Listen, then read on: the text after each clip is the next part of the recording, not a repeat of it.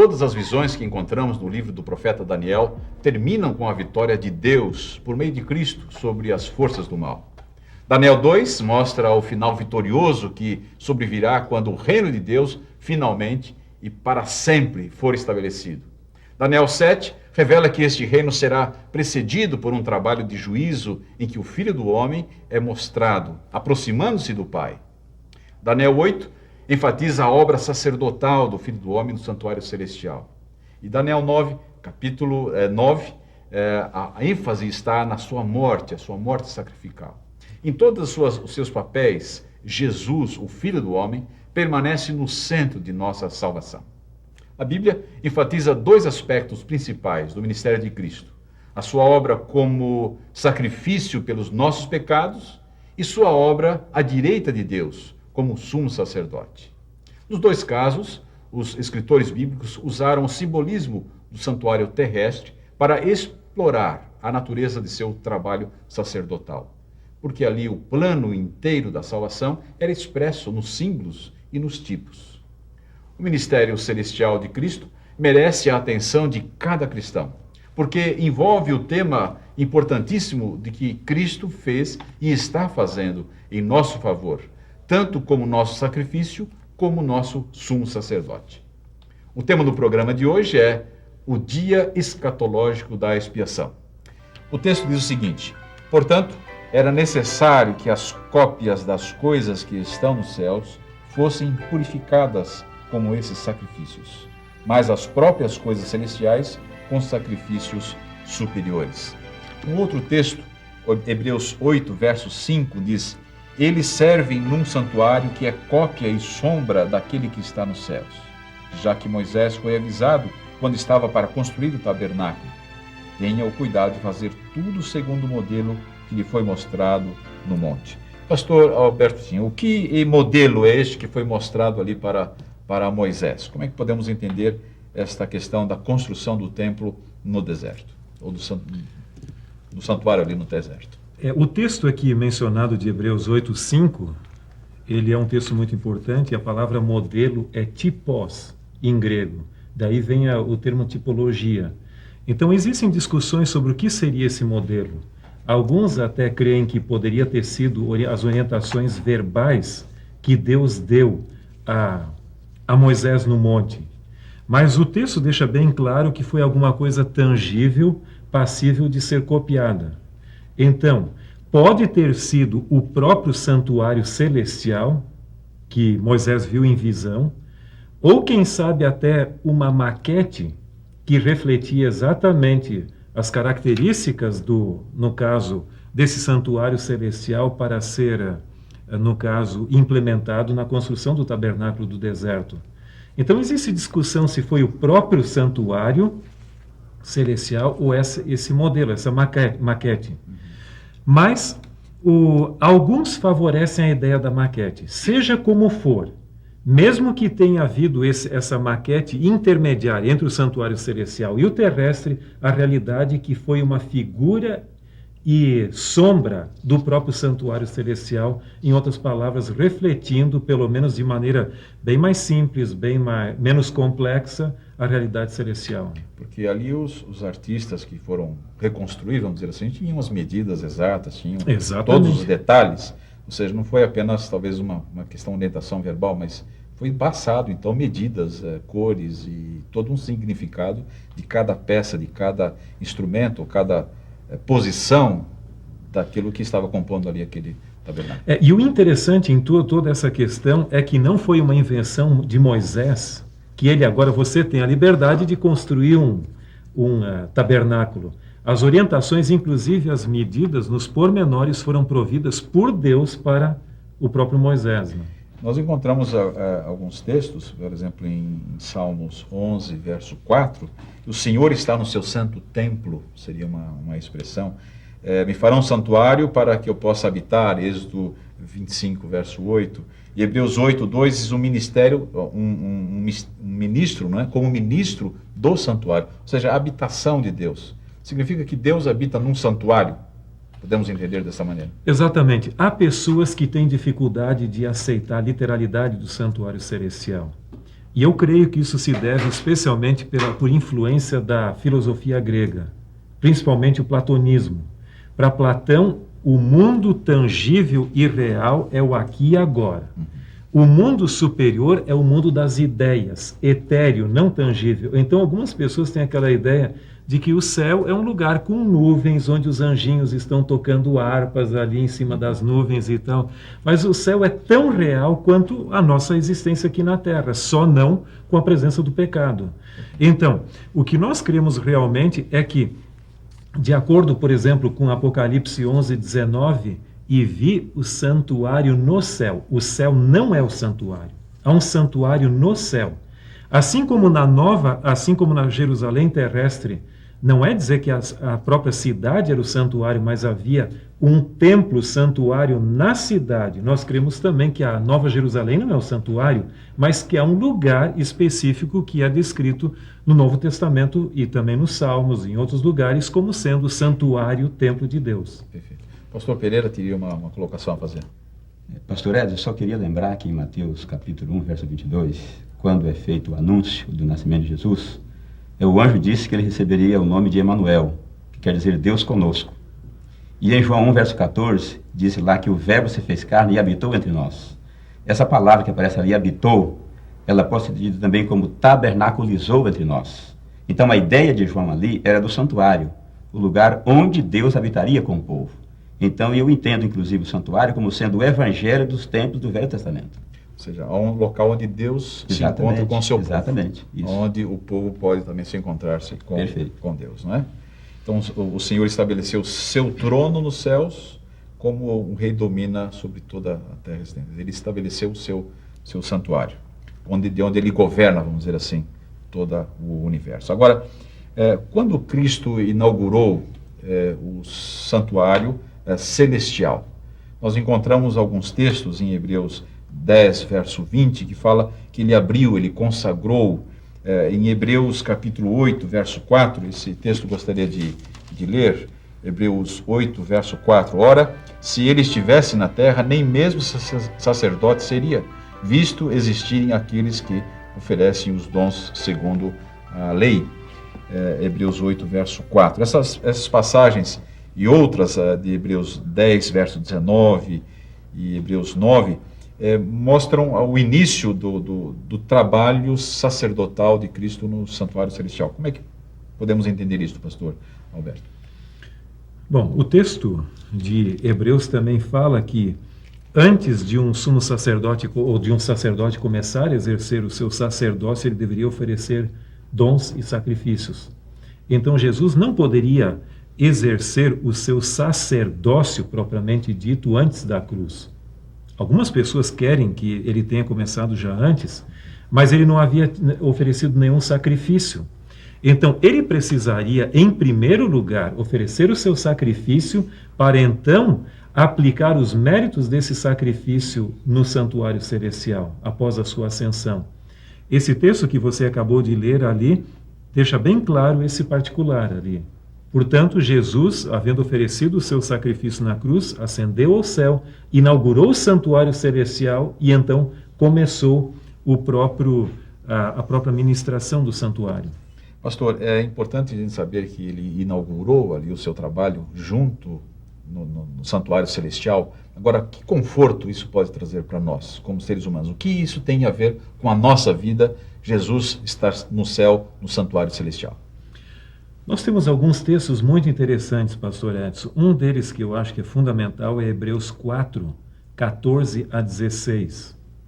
E aqui nos é dito: tendo, pois, a Jesus, o Filho de Deus, como grande sumo sacerdote que penetrou os céus, conservemos firmes a nossa confissão, porque não temos sumo sacerdote que não possa compadecer-se de nossas fraquezas.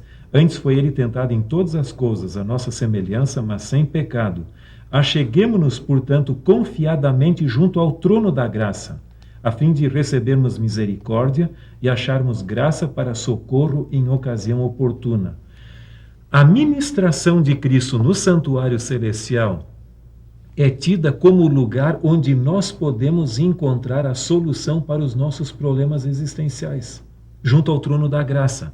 Como diz também 1 João, capítulo 2, verso 1. Isso eu vos escrevo para que não pequeis. Se porventura alguém pecar, não se esqueça que temos um grande advogado em nosso favor. Então isso é confortante. Nós podemos ser discriminados nessa vida, mas tenhamos a certeza que o sumo sacerdote do santuário celestial não nos discrimina. Ele sempre está à nossa disposição. Agora, pastor Pereira, agora fazendo um paralelo no santuário celestial e o santuário terrestre, qual era a função do sacerdote no santuário terrestre, do santuário israelita? Ok, os sacerdotes, eles desempenhavam um papel duplo. Eles, ao mesmo tempo que representavam Deus diante do povo, eles representavam o povo também diante de Deus. E o serviço dos sacerdotes era chamado, basicamente, o serviço diário. O israelita pecador, veja o que diz lá, o que Deus diz a Adão e Eva lá no paraíso. No dia que comeres, certamente morrerás. A Bíblia diz, a alma que pecar, essa morrerá. Então, quando alguém cometia um pecado, se tornava passivo de morte, naturalmente, porque o salário do pecado foi, é e sempre será a morte. Eu costumo dizer, pastor Edson, que se existe uma mercadoria que nunca sofreu a ação da inflação e nunca sofrerá o pecado, o salário do pecado nunca foi mais e nunca será menos do que a morte. É sempre a morte. Então, o israelita pecador, ele tornava-se passivo de morte. Para não morrer, o que ele fazia? Ele transferia, ele confessava os seus pecados sobre um animal inocente. Era a famosa transferência. O pecador transferia a sua culpa para o animal inocente e como o animal como que transferia a sua inocência para o pecador. E esse trabalho ele era feito mediado pelo sacerdote. Através desse trabalho, então, o sacerdote acabava transferindo essa culpa do pecador para o santuário. E era um trabalho feito diariamente. Então, esse era o trabalho básico e principal do sacerdote. Era mediar esse trabalho intercessor ali pelos pecadores para que eles não sofressem a ação ou a consequência do pecado, que é a morte. Porque transferindo a culpa para o animal inocente, o animal é que acabava morrendo no lugar do pecador. E esse trabalho era feito pelos sacerdotes ali no pátio, mais precisamente no altar do holocausto. Perfeito. Agora, pastor Albertinho, qual é a condição, ou quem seria hoje o nosso sumo sacerdote? Qual o papel, e o que ele está fazendo? Quem é? O livro de Hebreus é realmente um chamado a nós perdermos de vista o antigo ritual terrestre e voltarmos o nosso olhar para o grande sumo sacerdote que entrou nos céus, Jesus Cristo.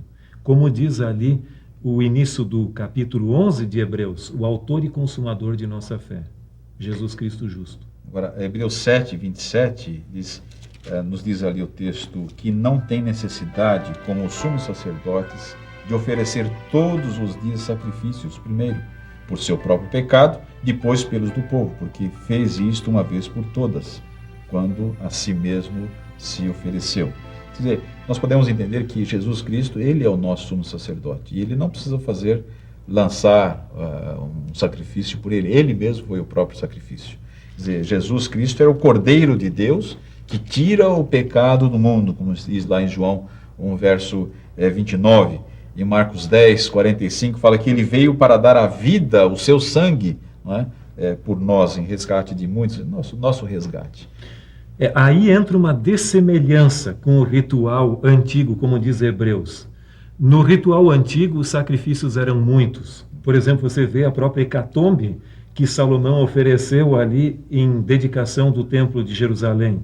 Mas aqui foi uma vez por todas. E se você complementar esse mesmo texto com o de Hebreus 9, 27, diz que morreu uma só vez, e o 28 complementa, uma vez para sempre. Em outras palavras, uma vez por todas significa uma vez para sempre. Então Jesus é o nosso sumo sacerdote e ele ofereceu a si mesmo. Quer dizer, ele é aquele que nos... Sacrifício e sacerdote. Né? Ele é sacerdote e sacrifício ao mesmo tempo. Pastor Então, aquilo Pereira. Que acontecia, pastor Edson, lá no santuário terrestre, a transferência da culpa, ou seja, a troca de inocência por culpa, ou de culpa por inocência, como queiram, aconteceu com Cristo.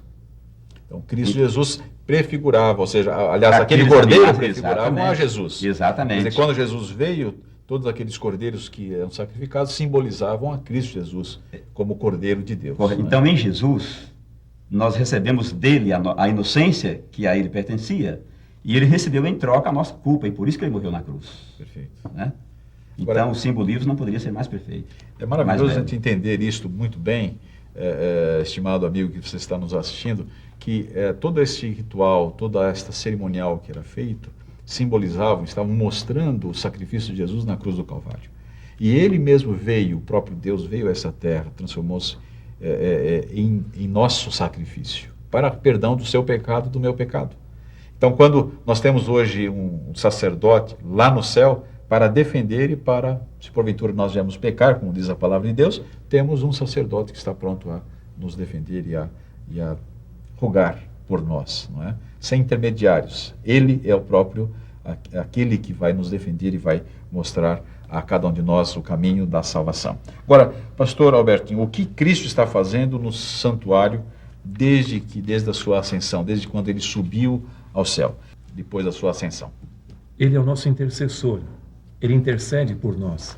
Em outras palavras, como diz a própria lição, ele nos representa diante de Deus e representa Deus a nosso favor. Em outras palavras, algumas pessoas podem se surpreender com isso. Como pode ele, ao mesmo tempo, estar à destra ou ao lado direito do Pai e ser o nosso sacerdote ali?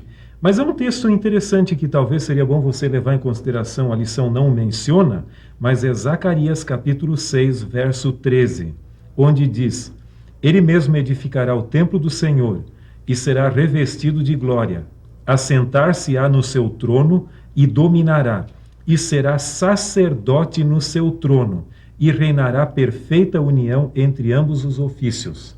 Em outras palavras, nós temos um sacerdote e rei nas cortes celestiais. Ele está intercedendo, está representando, e ao nós abrirmos nosso coração a Deus, ao nós confessarmos nossos pecados, ele está ali para nos defender. O seu sacrifício justifica. O seu sacrifício foi suficiente para o perdão total dos nossos pecados. Pastor Pereira queria dar uma colocação. Eu penso, professor, que a gente, quem sabe, questionar essa possibilidade, nós estaríamos limitando Deus. Quer dizer, para Deus não há impossibilidade de ele ser as duas coisas ao mesmo tempo. De exercer os dois ofícios, não é? Em 1 Coríntios, capítulos 1 e 2, Paulo fala que a cruz era um escândalo e loucura, tanto para judeus como para gentios. Certo. Agora, da mesma forma, o santuário celestial também acaba sendo quase que uma loucura para muitas pessoas.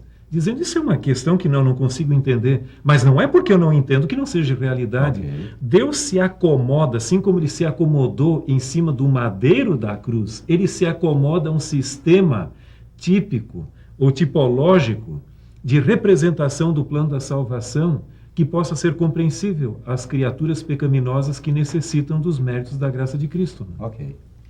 Agora, pastor Tim, de acordo com a Bíblia, a purificação do santuário terrestre era apenas um símbolo daquilo que seria realizado, né, no céu, a purificação do santuário celestial, o dia da expiação.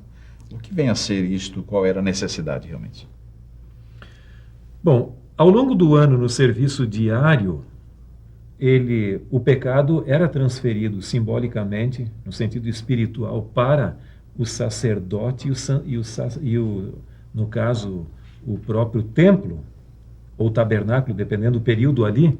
Então, essa transferência de culpa ocorria por algumas formas. Uma delas era que, no caso, o próprio pecador tinha que colocar a mão sobre a cabeça do animal a ser oferecido, imolar, e esse colocar a mão significava transferência de culpa, né? Ao mesmo tempo, pela ministração do sangue, o sangue levado para o santuário também levava, em outras palavras, a culpa do pecado para o santuário, bem como o próprio fato no caso do sacerdote, comer a carne do animal também era, e para que comais, vocês deverão comer a carne para que possam levar a culpa do pecado. Então, isso era transferido para o santuário durante o serviço diário ao longo do ano.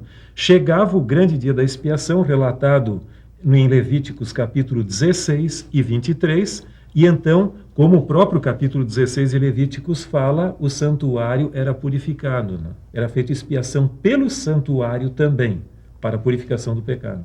Agora, pastor Pereira, como é que nós podemos entender que no céu, que é um lugar santo e puro, existam lá e um lugar precisa ser purificado? Como é que nós podemos entender isto? Bem, em primeiro lugar, a gente deve entender que essa contaminação ela não é literal. Como o pastor Tim acabou de falar, é espiritual.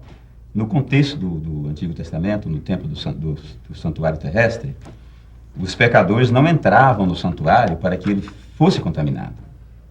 Agora, o mais interessante, pastor Edson, e também aos nossos ouvintes, é que em Ezequiel 28, verso 14, falando sobre Lúcifer, sobre a sua queda, diz ali que ele era um querubim da guarda. E foi no coração dele que nasceu o pecado. Então, se ele era um querubim da guarda, ele servia, o seu ministério era ali diante do trono de Deus. Então, e o pecado misteriosamente nasceu no seu coração. Então, o pecado ele teve a sua origem no lugar santíssimo do santuário celestial. Então, talvez essa seja mais uma razão para que esse santuário seja de fato purificado, seja vindicado, porque o pecado nasceu ali. E essa é a razão pela qual Cristo está ali. O dia da expiação apontava justamente para esse ministério de Jesus no lugar santíssimo do santuário celestial. Por quê? Porque se o pecado começou ali, ele tem que ser resolvido ali. Então Jesus está hoje tratando do problema do pecado justamente no lugar onde o pecado começou, ou seja, no lugar santíssimo do santuário celestial. Agora, pastor Albertinho, o que em Hebreus 9, verso 23, está realmente se referindo ao dia da expiação? Como é que nós podemos entender? Hebreus 9, 23. Nós cremos que sim, porque ali diz que as coisas celestiais deveriam ser purificadas com sacrifícios superiores. E a purificação do santuário ocorria no dia da expiação. Então, nós não temos um paralelismo perfeito entre o Antigo Testamento e o Novo, nesse particular, porque alguns seriam levados a pensar, puxa, mas e agora? Haviam sacrifícios especiais para a purificação do santuário no dia da expiação, como você tem o bode para o Senhor ali, etc. Mas acontece que Jesus na cruz pagou o preço pela eliminação do pecado em todos os demais sacrifícios que prefiguravam essa purificação, tanto do serviço diário como do anual. Mas o dia da expiação, que nós como adventistas, com base na cronologia bíblica, nós cremos que começou no dia da expiação de 1844. É o que está lá em Daniel 8, verso 14, né? E ele disse Exatamente, até 2.300 tardes e manhãs, e o santuário, então, será purificado. Então, que vínculo existe, então, nesses dois textos, é o que eu queria colocar, entre Daniel 8, 14 e Hebreus 9, 23. Exatamente, a mesma purificação que é referido num, eu acho que o outro texto também se refere. Algumas pessoas contestam a conexão linguística entre Daniel 8,14 e Hebreus, e também Levíticos 16, dizendo que o termo é diferente. É lógico que em hebraico o termo que aparece lá em Daniel 8,14 é Nizdak. Enquanto que você for lá para Levíticos 16, você vai encontrar o termo taher, que é só purificar. E alguns dizem, mas a terminologia não é a mesma, então não há uma conexão linguística. O termo Nizdak, de Daniel 8,14, tem a mesma conotação lá de Levíticos 16, só que é um termo mais amplo. Porque se você analisar o texto de Daniel 8, versos 9 a 14, você vai ver que o chifre pequeno se voltaria contra várias coisas, contra o exército celestial, contra o príncipe sacerdote, contra o lugar do santuário, contra o serviço diário do santuário e contra a verdade, e prosperaria. Algumas pessoas querem dizer que se cumpriu com o Antíoco Epifânio, mas com todo respeito, o texto exige uma atuação cósmica da ponta pequena e não meramente uma atuação local ali, porque se voltaria contra o próprio exército do céu ali. E o lugar do santuário seria deitado por terra, e a verdade do santuário também seria. Então, o termo Nizdak significa restaurar, justificar e purificar. Então, o santuário não foi apenas contaminado pelo perdão dos pecados legais, mas ele precisava também ser restaurado da atuação nefasta do chifre pequeno. Agora, o pastor Pereira teria uma colocação. Ok, inclusive, pastor, em algumas passagens da Bíblia, esse termo destaque aparece como no sentido de, falando de pessoas que foram acusadas injustamente. Como no Salmo 7, por exemplo, aparece. Então, esse termo aí, ele tem que ver também com a acusação injusta que Deus sofreu. Esse termo destaque. Correto? Então, por isso que lá em Daniel 8,14, esse termo que tinha que ser usado de fato, diferentemente do que se usa lá em Levítico 16.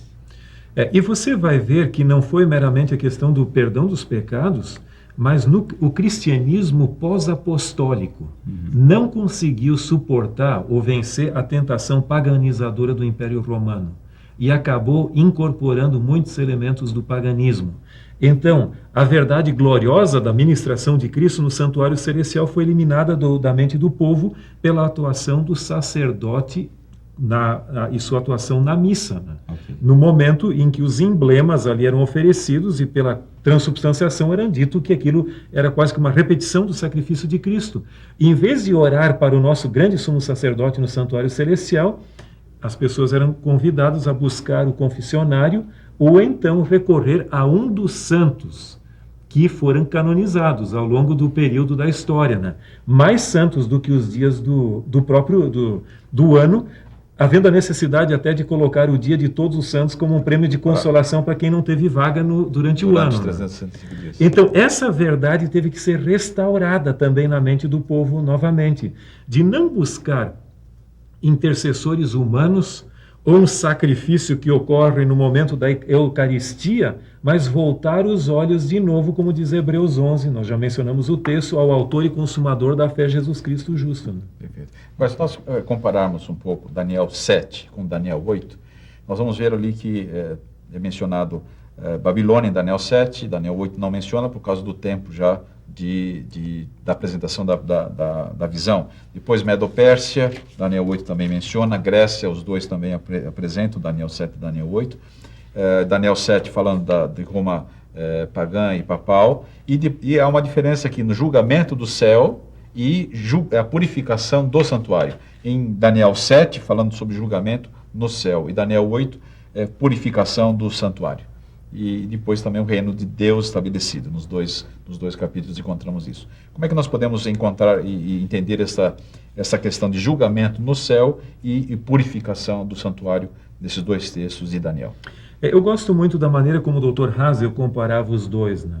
Em ambos os casos, o juízo pré-advento está sendo mencionado, tanto em Daniel 7 como Daniel 8. A ênfase do capítulo 7 está na investigação. Assentou-se o tribunal e abriram-se os livros. E a ênfase no capítulo 8 está na purificação. Então você vai ver nitidamente o conceito de um juízo investigativo pré-advento sendo enfatizado aqui.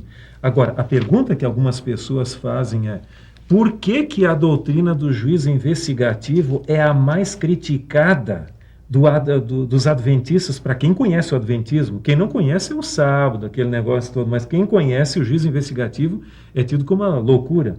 Em primeiro lugar, o juízo investigativo só faz sentido para quem crê que a pessoa, quando morre, morre mesmo. Então, ela é dependente do conceito da mortalidade da alma. É por isso que nenhum evangélico nem católico consegue entender isso, porque se a pessoa crê que a pessoa, quando morre, já vai para o céu ou para o inferno. Não morre, né? Aí você tem que dizer, se você vai julgar depois, que Deus pode ter cometido um erro, né? E vai dizer: olha, meu amigo, você está no paraíso, desça lá para o inferno, que foi um equívoco nosso, né? Pedimos escusas, mas desça para lá. Ou então o indivíduo está sofrendo no inferno e diga: olha, nós pedimos escusas pela situação aqui, mas o seu lugar é outro, né? Então você veja, eu creio que o primeiro ponto, se você quer que alguém entenda o juízo investigativo, Isso tem que ser, ele tem que entender a questão da mortalidade da alma, porque a ressurreição não dá mais tempo para um julgamento, porque ela já é a recompensa. Ou você ressuscita na primeira para a vida eterna, ou na segunda para a condenação eterna. Não há mais reversão. Se alguém tem que ser julgado, é antes da sua respectiva ressurreição. Como os ímpios serão julgados durante o milênio antes da segunda ressurreição, se os santos têm que ser julgados, é antes da primeira ressurreição, ou seja, antes da primeira vinda de Cristo. Então aí está o julgamento e depois então a purificação do santuário. O nosso tempo passou rapidamente, mas temos um detalhe tão importante aqui no estudo dessa lição, que é o propósito daqueles, o bode do Senhor e o bode Azazel. E aqui é um detalhe muito interessante, precisaríamos discutir um pouquinho isso, e temos pouco tempo. Diríamos ao pastor Tim que pudesse esclarecer a questão disso, porque alguns confundem e têm a impressão de que será que Azazel realmente está fazendo sacrifício pela humanidade? Como é que podemos entender tudo isso? O texto mais complicado nesse sentido é Levíticos 16:10, onde fala que o bode emissário participaria do processo de expiação, como diz aqui o texto, para fazer expiação por meio dele. Então, como o texto fala isso, alguns dizem não, expiação é obra de Cristo, não de Satanás, então ele tem que ser Cristo. Isso é que normalmente os evangélicos falam. Agora, se você for ver o versículo 8, ali fala que um bode seria para o Senhor e outro para bode emissário ou para Azazel.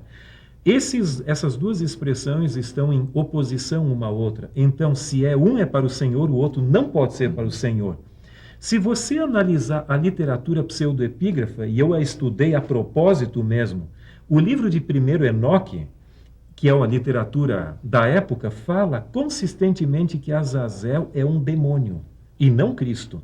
Você pega o Apocalipse de Abraão, aquilo que nós encontramos lá em Apocalipse de João capítulo 20, onde diz ali, no caso que seria amarrado ali, acorrentado e lançado ali no abismo e permaneceria ali, a mesma descrição que fala Apocalipse de João capítulo 20 para Satanás, o Apocalipse de Abraão chama de Azazel. Então não resta a menor dúvida. Agora, só complementando aqui, no capítulo 16 de Levíticos, os versos 19 e 20 falam da expiação pelo santuário, pela tenda da congregação e pelo altar, com o bode para o Senhor.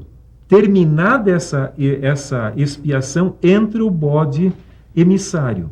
E o verso 23 e 24 falam da expiação do sacerdócio e do povo após a saída do bode Azazel. Então, eu creio que nós devemos, só complementando, compreender a expiação com um sentido restrito, sem derramamento de sangue não há remissão, então Azazel não participa disso, e no sentido amplo, até o dia chamado de dia da expiação, e nesse dia o próprio bode emissário participava. Perfeito. Pastor, suas palavras finais, por favor. Até porque eu entendo o seguinte, que a função, vamos assim dizer, do bode Azazel, ou para Azazel, não era remir o povo. Ele participava do processo da extinção da presença do pecado no arraial de Israel. Porque o sumo sacerdote, após fazer a expiação, como o pastor Tim já leu, ele saía do santuário e colocava as duas mãos sobre a cabeça do bode para Azazel e confessava todos os pecados do povo. E agora esse bode era enviado para o deserto. Então, nesse gesto de enviar esse bode para o deserto, ele estava como que levando para o deserto todos os pecados de todo o povo, e o arraial, então, estava salvo, inclusive, agora da presença do pecado. Então, quando é que o mundo, o universo, estará salvo da presença do pecado? É quando o mentor do pecado, aquele que é o próprio pecado, for finalmente destruído, que é o próprio inimigo, que, de acordo com a Bíblia, de acordo com a nossa interpretação, era um tipo, o bode Azazel era um tipo de Satanás. Pastor, eu agradeço, pastor, as suas colocações. Pastor, tinha suas palavras finais, por gentileza. Algumas pessoas usam o texto de João capítulo 5, verso 24, que diz que aqueles que estão em Cristo não entrem em juízo. A tradução correta é que aparece na Almeida Revista e Corrigida. Quem está em Cristo não é condenado pelo juízo. O juízo investigativo são as boas novas, de que embora muitas coisas possam passar impunes nessa vida, eu não preciso fazer justiça pelas próprias mãos, porque Deus disso se encarregará. E nós temos vários textos que suportam essa doutrina. Por exemplo, se você pegar Mateus capítulo 25, ali não é só as ovelhas, os bodes que estarão lá, as ovelhas também. Você vai ver no capítulo 22 em Mateus ali, aquele indivíduo sem veste nupcial. Ali você tem um exame antes do início da festa. E em Apocalipse capítulo 11, verso 1, você tem aquele texto bonito de medir os santuários, os adoradores do santuário. Portanto, eu gostaria, concluindo, dizer que o juízo investigativo não é uma doutrina que conspira contra o Evangelho, mas são as boas novas da justiça de Deus que vai prevalecer. E o texto de Salmos 27:4 diz: uma coisa peço ao Senhor e a buscarei, que eu possa morar na casa do Senhor todos os dias da minha vida, para contemplar a beleza do Senhor e meditar no seu santo templo. Nós podemos já agora, pela fé, contemplar a ministração de Cristo na nossa vida e pela nossa salvação, e que possamos individualmente nos apropriarmos desses méritos de Cristo disponíveis a cada um de nós hoje.